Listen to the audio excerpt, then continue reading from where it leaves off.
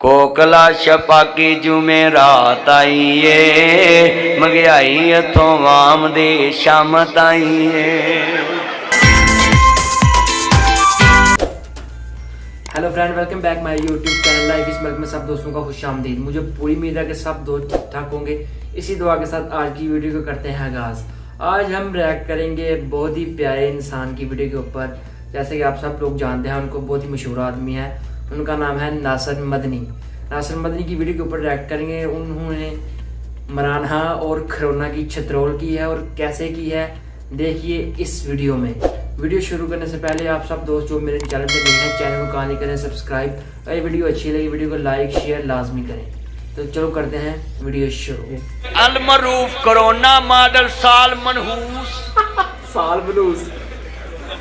हाँ, corona model साल है ना ये एडा कस्मे मनहूस साल।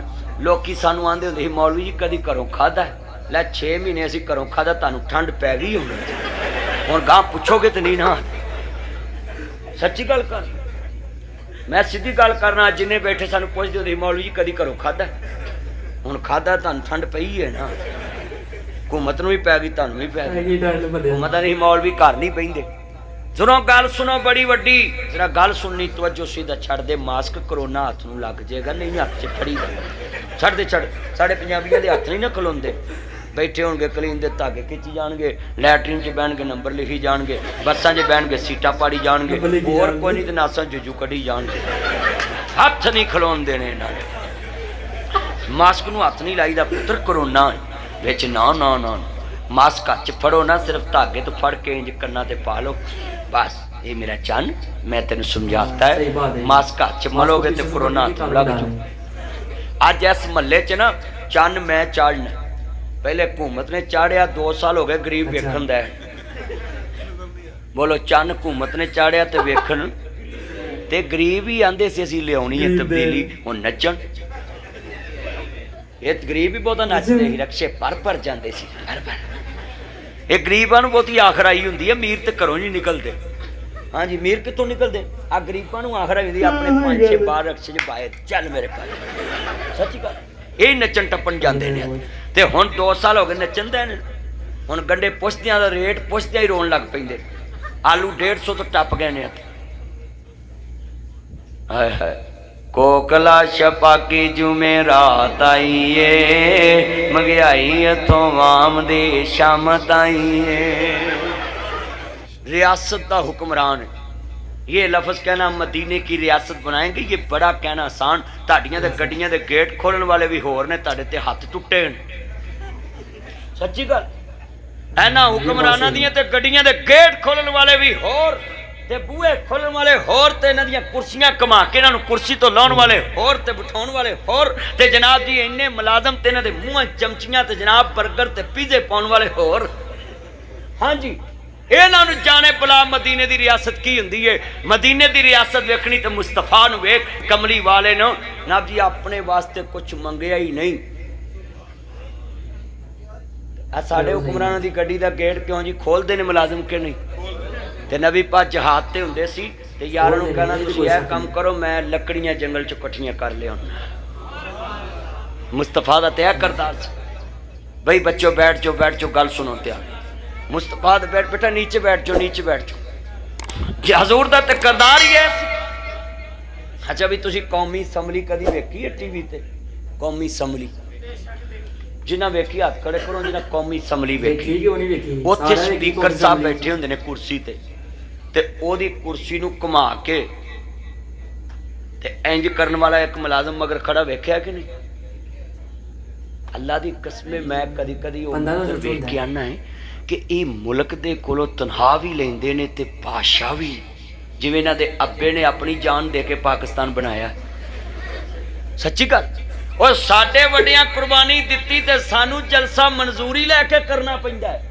ते इन्हां दियां कुर्सियां भी घुमाउण वाले मुलाजम रखे ने, इन्हां दियां लत्तां टुटियां ने, हाथ टुटे ने कि गैठिया होया है। सच्ची गल नहीं, सीधियां गल्लां मेरे कोल। अल्लाह जानदा मुलाजम रखे ने गड्डियां दे गेट खोलने लई। पाकिस्तान गरीब मुल्क है।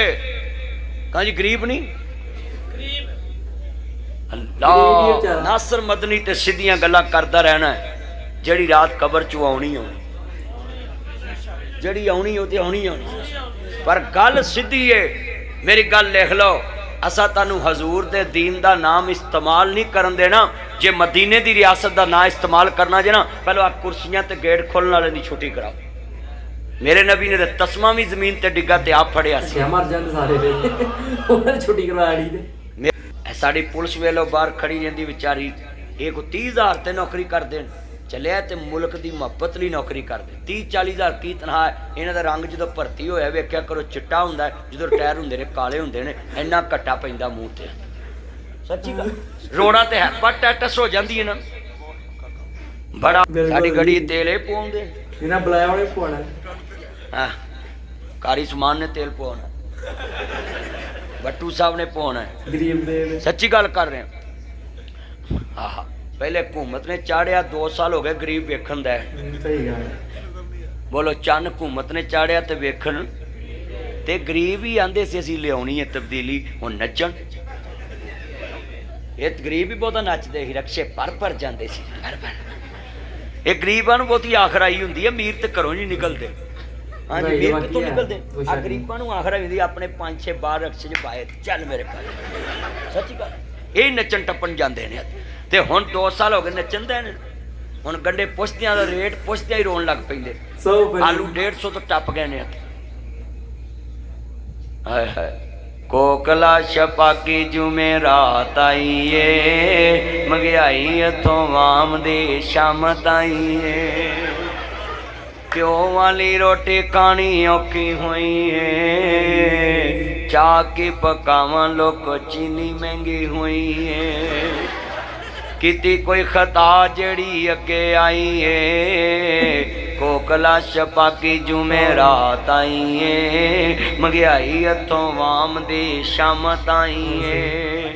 ਰੋਟੀ ਪੂਰੀ ਕਰੀਏ ਜਾਂ ਬਿੱਲ ਤਾਰੀਏ। ਹਾਂ, ਸਾਡੇ ਅੱਗੇ ਜੋ ਕੋਈ ਆਲੂ ਰੱਖੇ ਜਲਸੇ ਚ ਸਿੱਧੇ ਮੂੰਹ ਖਾਵਾਂਗੇ, ਤੇ ਜੇ ਰੇਟ ਦਾ ਪਤਾ ਲੱਗ ਜੇ ਅਸੀਂ ਖਾਵਾਂਗੇ। ਆਲੂ ਪਕਾਉਣ ਲਈ 500 ਰੁਪਇਆ ਚਾਹੀਦਾ। ਕਿੰਨਾ? 150 ਦੇ ਆਲੂ ਲਿਆਓ, ਅਦਰਕ ਲਿਆਓ, ਟਮਾਟਰ ਲਿਆਓ, ਮਿਰਚਾਂ ਲਿਆਓ, ਗੰਢੇ ਲਿਆਓ। ਗੰਢੇ ਜਨਾਬ ਜੀ ਛਿਲਣ ਲੱਗਿਆ ਬੰਦੇ ਰੋਂਦੇ ਸੀ, ਹੁਣ ਰੇਟ ਪੁੱਛਣ ਲੱਗਿਆ ਰੋਂਦੇ। ਸੱਚੀ ਗੱਲ। ਓਏ 500-600 ਨਾਲ ਆਲੂ ਪੱਕਦੇ ਨੇ, ਤੇ ਜਿਹਦੀ 700 ਰੁਪਇਆ ਦਿਹਾੜੀ ਹੈ ਮਜ਼ਦੂਰ ਦੀ, 700-800 ਦਿਹਾੜੀ ਹੈ, ਤੇ ਕੀ ਬਣੇਗਾ ਉਹਦਾ 700-800 ਨਾਲ? ਘਿਓ ਲਿਆਊ, ਮੌਲਵੀ ਨੂੰ ਦਊ, ਮਸੀਤੇ ਬੋਰੀ ਸੀਮਟ ਦੀ ਦਊ। ਬੋਲੋ ਜੇ ਕੋਈ ਮਰ ਜੇ ਤੇ ਰੋਟੀ ਕਿੱਥੋਂ ਪਕਾਊ? ਮਾੜੇ ਬੰਦੇ ਵਿਚਾਰੇ ਨੇ ਕੀ ਕਰਨਾ? ਸਲੈਬਾਂ ਕਿੱਥੋਂ ਲਿਆਊ? ਕਫਨ ਕਿੱਥੋਂ ਲਿਆਊ? ਓਏ ਇੱਥੇ ਮਰਨਾ ਵੀ ਔਖਾ ਹੈ, ਜੀਣਾ ਤੇ ਔਖਾ ਹੈ ਹੀ, ਮਰਨਾ ਵੀ ਔਖਾ ਹੈ।